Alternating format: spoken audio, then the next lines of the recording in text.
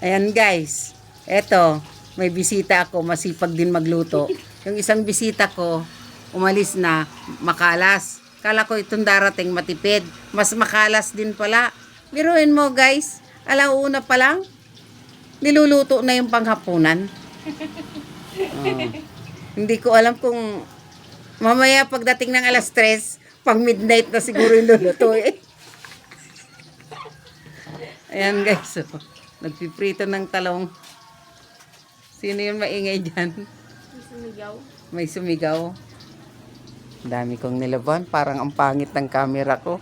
Wala na, hindi nakikita ito sa YouTube. Hindi na ako hindi na ako na mapapansin lalo May monetize. May garapon ka, ma? ni YouTube ka ano. Yung garapon.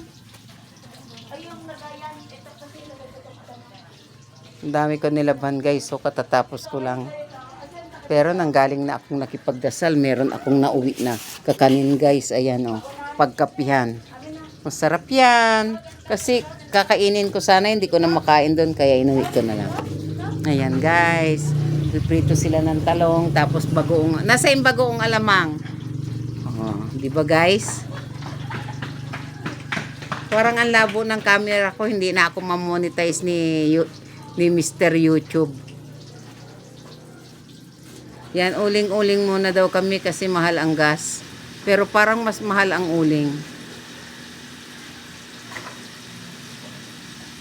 Thank you for watching. Happy day.